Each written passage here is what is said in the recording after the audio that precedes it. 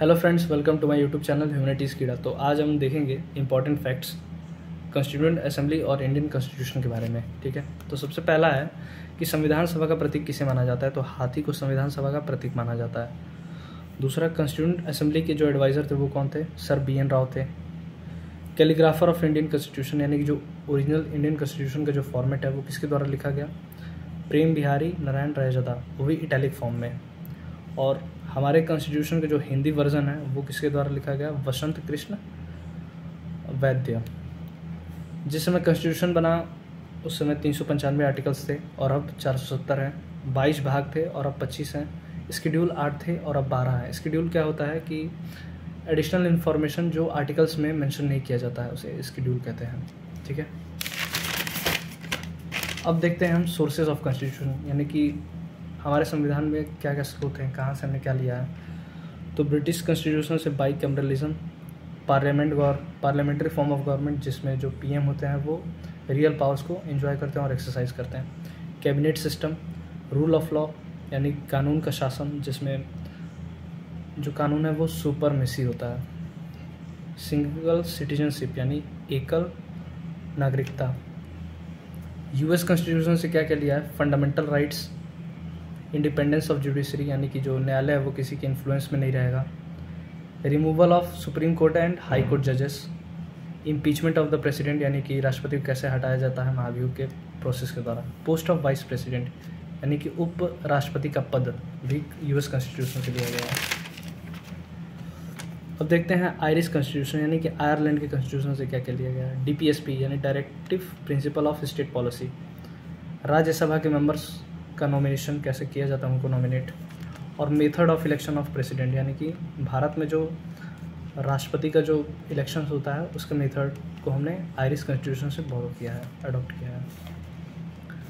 Canada constitution से Canadian constitution, federation with strong centre. पहली बात कि फेडरेशन क्या होता है? फेडरेशन मतलब कि जो पावर्स होते हैं वो डिवाइड हो जाते हैं सेंट्रल गवर्नमेंट और स्टेट गवर्नमेंट में। तो सेंटर के पास ज़्यादा पावर्स, फेडरेशन के होते हुए भी सेंटर के पास ज़्यादा पावर होती हैं इंडिया में। तो ये हमने कहाँ से बोरो किया है? कैनेडियन कॉन्स्टिट्यूशन से।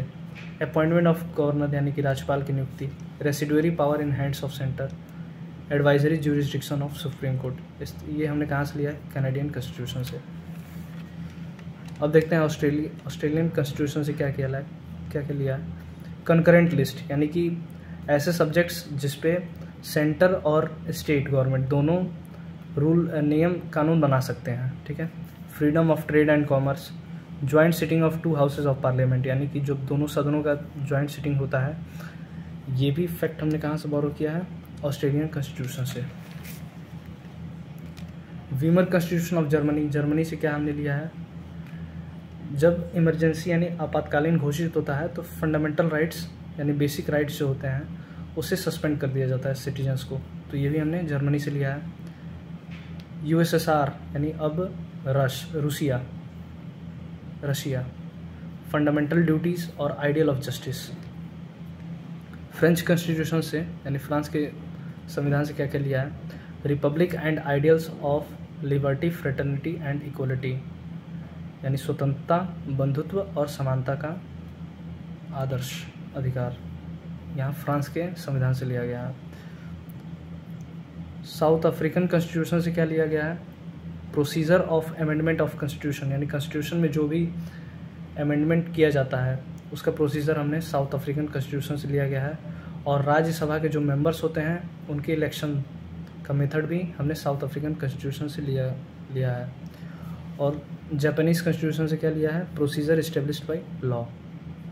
अगर आपको वीडियो अच्छी लगी हो तो वीडियो को लाइक कर दें और चैनल को सब्सक्राइब कर दें और बेल आइकन प्रेस कर दें। Thank you.